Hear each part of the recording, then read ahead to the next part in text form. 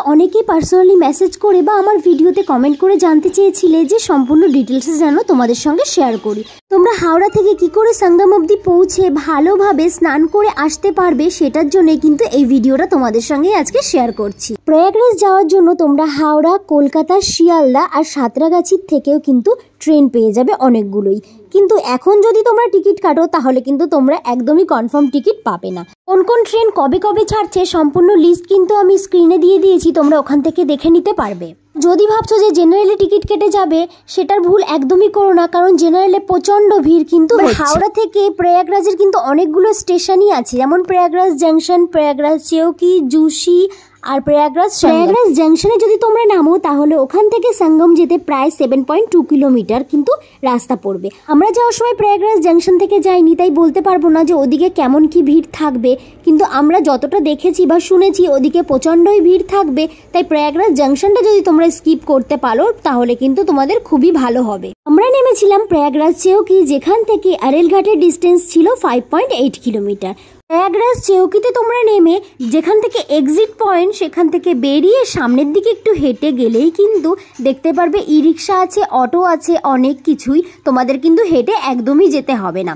আর এখানে তো পুলিশ অনেক অ্যাভেলেবেল আছে, তোমরা যদি নাও বুঝতে পারো ওদের জিজ্ঞেস করলে ওরা কিন্তু সবকিছুই তোমাদের খুব ভালোভাবে ডিটেলসে বুঝিয়ে দেবে। আর আমার তো মনে হয় প্রয়াগরাজ জংশনের থেকে প্রয়াগরাজ চেউকিতে যদি তোমরা নামো বা আসতে পারো তাহলে কিন্তু তোমাদের ভিড়ের মধ্যে একদমই পড়তে হবে না, যেটা আমাদের একদমই পড়তে হয়নি। আমরা খুব ভালোভাবেই আরেল ঘাট অবধি পৌঁছে গিয়েছি ই রিক্সা করে। আর আমরা আগে থেকেই যে হোমস্টেটা বুক করেছিলাম সেটা কিন্তু আরেল ঘাট থেকে মাত্র 2 কিলোমিটার ছিল। আমাদের 6 জনের 6000 টাকা নিয়েছিল, ওই পার হেড করে 1000 টাকা মতন নিয়েছিল। 2টো রুম ছিল, সেটার নাম্বারও কিন্তু আমি স্ক্রিনে দিয়ে দিয়েছি, তোমরা এই নাম্বারে ফোন করেও কিন্তু বুক করতে পারবে। দেখো এতটা আসার পরে একটা যদি রুম আগে থেকে বুক করা না থাকে তাহলে কিন্তু খুব সমস্যার মধ্যে পড়তে হয়। আর আমাদের না অনেকগুলোই লাগেজ হয়ে গিয়েছিল, যেহেতু আমরা বারাণসীতে যাব আবার, তার জন্যই তোমরা চেষ্টা করবে যত কম ড্রেসপত্র কিন্তু নেওয়া যায়।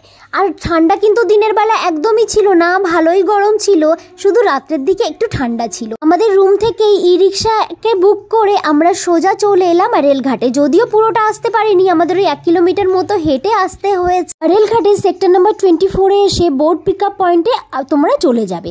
ওখানে গিয়ে তোমরা অ্যাভেলেবেল বোট পেয়ে যাবে। আমরা অমৃত স্নানের দিন গিয়েছিলাম, তাই পার হেড 500 টাকা করে নিয়েছিল। একটা বোটে 10 জনই উঠতে দেয়, তাই আমরা যেহেতু অন্য কাউকে অ্যালাউ করিনি তার জন্য আমাদের এক্সট্রা 500 টাকা দিতে হয়েছিল। অমৃত স্নান ছাড়াও কিন্তু তোমরা অন্য দিন গেলে সেখানে চার্জেসটা একটু কম হবে, সেখানে তোমাদের একটু বার্গেনিং করতে হবে। এখানে আমার একটা জিনিস এতটাই খারাপ লেগেছে, তুমি যেখানেই যাও না কেন তোমাকে টাকা দিতেই হবে।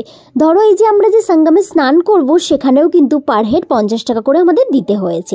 আর যদি আমরা গঙ্গা পুজো করি সেখানে 100 টাকা দিতে হবে। আর প্রতিটা ঘাটের পাশেই কিন্তু চেঞ্জিং রুম আছে, তাই চেঞ্জ করার জন্য কোনো সমস্যাই তোমাদের হবে। আমরা যেদিকটা গিয়েছিলাম সেদিকে তো প্রচণ্ডই খালি ছিল, তাই তোমরা চেষ্টা করবে সব সময় যাতে আরেল ঘাটে সেক্টর 24-এ এসেই স্নানটা করার, তাহলে কিন্তু তোমাদের ভিড়ের মধ্যে একদমই পড়তে হবে না। এখানে তোমরা যে কোনো জায়গায় যাও না কেন হাতে কিন্তু অনেকটা টাইম নিয়েই বেরাতে হবে, কারণ পুলিশ কিন্তু যে কোনো সময় যে কোনো জায়গায় থামিয়ে দিতে পারে। সেখান থেকে তোমাদের পায়ে হেঁটেই যেতে হবে। আর ওখানে না লোকাল ছেলেরা দেখলাম বাইকে করে সার্ভিস দিচ্ছে, সেটাতেও করেও তোমরা যেতে পারো। আর এখানে কিন্তু অনেক ফ্রডও আছে, তাই সেই দিক থেকে তোমরা একটুখানি কেয়ারফুল ভাবে ঘোরাফেরা করবে, দেখবে তোমাদের কোনো সমস্যাই হবে না। আমরা তো টোটালি অন্য সাইডটা ছিলাম গঙ্গার, আর অন্য সাইডটা মানে সাধুদের আখড়ায় যদি তোমাদের যেতে ইচ্ছা করে তাহলে কিন্তু তোমাদের ওখানে ঘুরে ঘুরেই দেখতে হবে। পিপা পুলগুলো কিন্তু দিনের বেলায় বন্ধ ছিল আমরা যেদিন গিয়েছিলাম সেদিন, আর সন্ধ্যাবেলায় খুলে দিয়েছিল, তো পিপা পুল ধরেই কিন্তু তোমরা এক সাইড থেকে অন্য সাইডে কিন্তু